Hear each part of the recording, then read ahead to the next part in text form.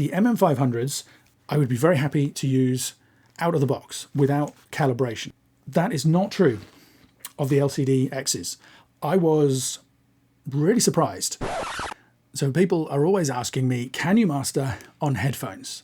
And my answer is yes, absolutely. It's not something that I choose to do. I prefer working on speakers. I prefer the feedback that you get from the room and from the acoustics. I found that helpful, and that's what I've always done. But I have used headphones in the past for doing rough masters, for creating content, and it absolutely is possible. And there are also a bunch of big name engineers who do exactly that. Glenn Schick, for example, I interviewed for my podcast. So the next question that follows on from that is, well, which ones? These are my trusty Sennheiser HD650s, which is still an option that I like. But the brand that everybody seems to be talking about these days is Audeze.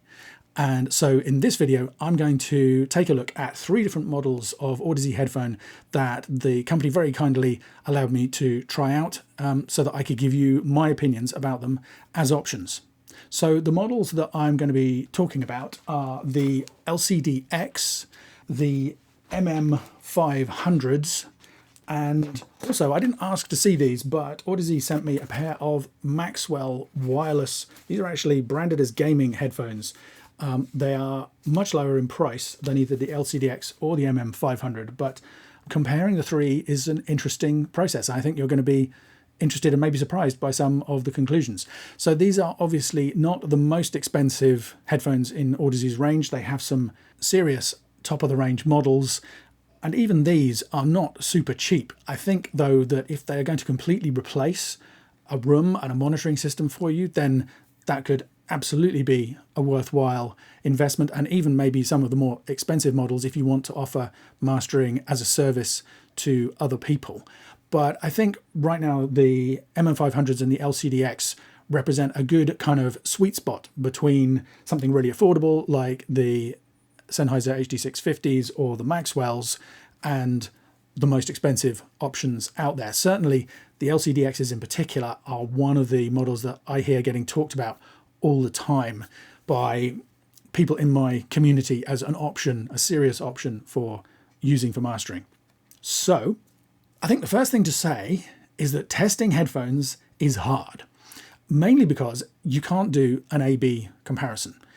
I don't have an interface with multiple headphone outs, but even if I did, you're still taking them off and putting them on all the time. Another factor is that you will get very different output gains from each pair of headphones, depending on the impedance matching between them and the interface that you're using. So even if we could instantly swap the headphones on my head, you wouldn't be able to do an A/B comparison because the levels would change. And so, for example, I set this up as best I could by ear, comparing between these models, and between the LCDX and the MM500, I had to adjust the output gain of my interface by about 4 dB to get them reasonably closely matched. So that slows things down as well, because you have to take the headphones off, you have to change the gain, then you put the next pair of headphones on, and then we get into the issue of headphone calibration, which I'll talk about more in a minute. So let's start with the MM500s, because they are not necessarily talked about as much as the LCDXs in terms of an option for mastering. They are slightly lighter than the LCDX. They are slightly less physically imposing. And I think the weight of these headphones is something that I want to talk about immediately. So the MM500s, I feel, are really quite comfortable in terms of weight. And whereas with the LCDXs, when I tip my head forward, they're fine when I'm wearing them normally, but as I lean forward to look at a keyboard or maybe look at my notes or whatever that might be, suddenly I feel them weighing forwards on my head. Not really enough to be a problem, but it's a factor. If that's the kind of thing that might concern you, I would definitely recommend that you try both options and make sure that you are comfortable. Having said that, none of them are unnecessarily heavy to the point where I wouldn't consider them. The MM500s, I would be very happy to use out of the box without calibration. And that, I think, is an important factor for some people. If you want a pair of headphones that you can plug straight into an interface and get a decent representation, the MM500s are going to work. In the same way that my Sennheiser HD650s work. These have a bit of a lift in the 100 to 200 hertz region, and they are a little bit down in the upper mids. I'm going to show you some of the calibration curves for these headphones in a minute so you can kind of see what I'm talking about. But both of these, I could put them on and I could do good work. And the reason I mention that is that it's not always true for me. There are people who can get used to almost any monitoring system and compensate to it, and I can up to an extent. But for mastering, my instincts become very critical. 80% of the 90% of the work I can do, and the monitoring is important, but it's not super critical. But for those fine adjustments, for those little, the half dB there, the half dB there, how am I going to tweak the stereo image, all those kind of real details, I rely very much on what I'm hearing. And I'm not good at saying, I'm personally not good at saying, oh yeah, I need to remember that I need a little bit more low end on these. So even if I were using the Sennheiser HD650s, I mean, these days we have SonarWorks and other options for calibrating the headphones. But back in the day, before that software was available, if I was using these and trying to make EQ decisions on them, I would have a compensating EQ on the output fader of my DAW, which I would have to remember to disable when I wanted to export the files to make sure that I didn't accidentally print that adjustment. So the differences with the 650s and with the MM500s, I think, are small enough that I could comfortably, especially given enough time, adjust and be happy with. That is not true of the LCDXs. I was really surprised at exactly what the EQ shape of these is plugged in straight with no calibration. And I think I will now show you that so that you can see what I mean. I've mentioned calibration a couple of times. Of course, I'm sure you know about software like SonarWorks. There are various options. Audeze have their own calibration utility that you can install to adjust the profiles, just like a pair of speakers. I mean, headphones are basically speakers strapped to your head. So just like a pair of speakers in a room, each headphone will have some kind of sonic fingerprint, if you like, some kind of shape to the EQ that you hear when you listen to it. As I say, with the MM500s, the 650s, that's a fairly mild thing that I can adjust with. But take a look at the curve here for the LCDX. So here it is in SonarWorks, and you can see, I think, immediately what I mean.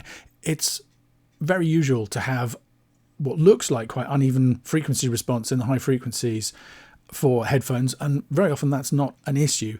But in this case, we can see that the measured response of LCDXs is between 4 and 6 dB or more down between 2 and 5 kilohertz, which is probably the most sensitive region of our ear. So that has a huge impact on the way that I perceive the way these headphones sound. By comparison, if we look at the Sennheiser 650s, you can see there's that lift in the low end that I mentioned, and there's a bit of a dip here around 2 kilohertz. Nothing like as big as the LCDXs, and the same is true of the MM500s. The curve up here is much less dramatic than for the LCDXs, and that for me is just too much. I can cope with these kind of responses quite easily, and as I mentioned, you could put in a little bit of compensating EQ, but this for me means that I would always need to use some kind of correction for the LCDXs, particularly in a mastering situation. One other thing that's interesting that you may have noticed by looking at this is that for both the LCDX and the MM500, I have an additional 2 dB bass boost in the software to get closer to what I expect to hear in comparison to what I hear in the room. Listening on headphones is different to speakers. You don't have that physicality of the sound in the room, and I like low end, so to some extent this may just reflect my personal taste, but you can see that extra bass lift there, which is not needed with the 650s. If we just quickly look at the correction curves for these headphones, just so you can kind of see it from the other way around, this is the adjustment that SonarWorks would make to my pair of 650s. You can see minor differences there between the left and the right. Here is the typical curve for the MM500s, and here is the LCDXs with that big dramatic boost up in the upper mids. Now the good news is I would say that these correction curves work really quite successfully, so I don't think any of this is a cause for concern, but it is something that I haven't heard that many people talking about. and I thought was really interesting and that you guys would be interested to know. And then just as a final point to highlight, with the LCDXs, I have a gain adjustment of -10 dB to prevent any clipping due to this EQ on the output. And then the equivalent balanced adjustment for the other headphones for the 500s, -6, so less sensitive. So you get a lower level output. So we need to compensate for that when we're comparing them. And the Sennheisers also have a bigger adjustment there.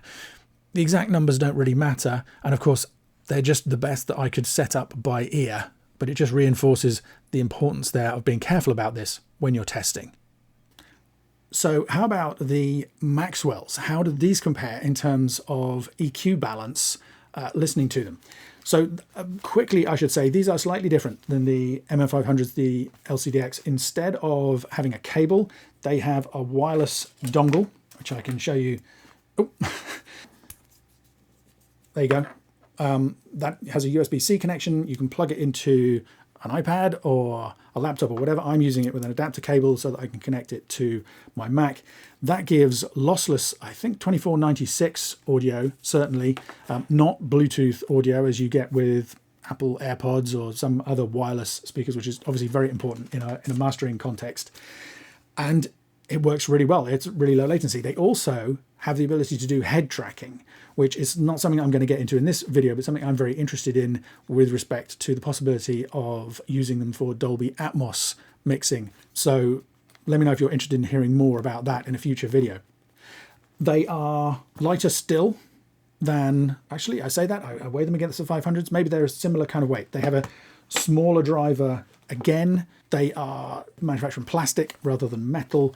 They don't have such a flexible adjustable headband. So there are various things about them that obviously are taking into account the lower price bracket. And they also have, as I say, they're marketed as gaming headphones. They have various features that a mastering engineer wouldn't need, like there's a microphone built in, they have noise cancelling that I haven't even switched on. They are reasonably comfortable, I would say. They're closed headphones. Normally I don't like closed headphones. I would say actually they are the first pair of closed headphones that I would be happy to use. They are still planar magnetics headphones, just like the other Audeze models, and I have to say they sound pretty good. Interestingly, I mentioned that I use the bass tilt on both the MM500s and the LCDXs to get something that feels more like what I get from my speakers in my room. As I say, I don't know whether that is accurate or not. I don't need to do that with these headphones. I don't have a way of doing that. They don't have a calibration profile in SonarWorks yet, with the version that I have at any rate. But as they stand, they sound very good to me. They sound very balanced tonally. They have nice heft in the low end. There's a nice kind of beef to that bottom octave that I had used the bass tilt in SonarWorks to add with the other two headphones. I really enjoyed that about them. I think in terms of EQ without further calibration, I would be most comfortable using the Maxwells out of the box, which surprised me. Now, can I say absolutely that you could use these? I mean, the bottom line is you could use any of these headphones for mastering. Are they as good as a really good monitoring setup in a really good room?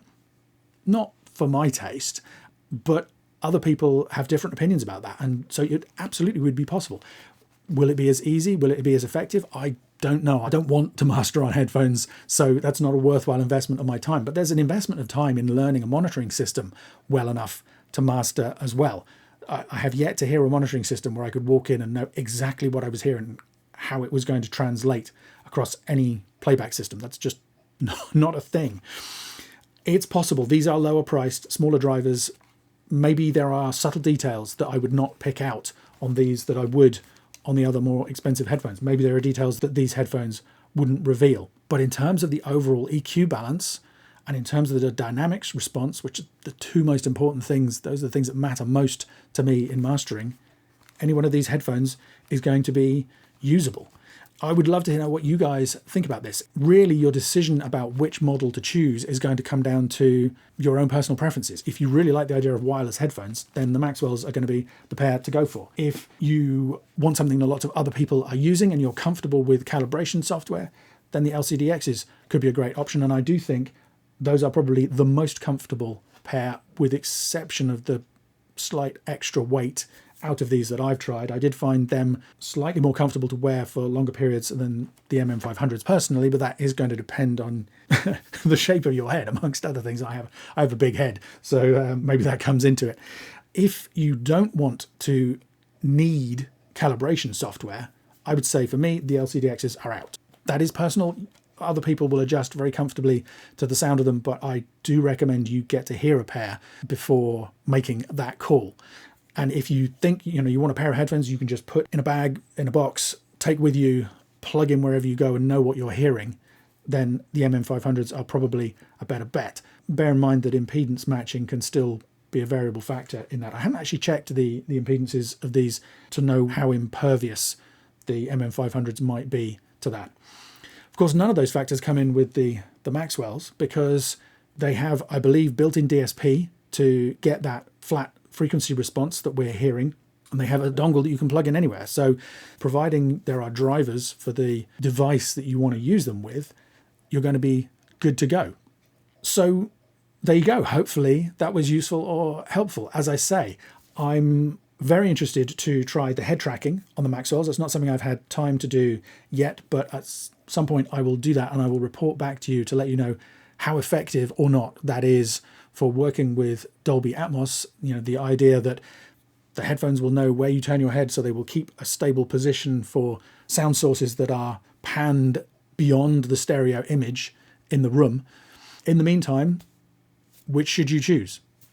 Sennheiser HD650s are well known. They are not too expensive, but wireless planar magnetics for a similar price from the Audeze Maxwells, that seems like a tempting option.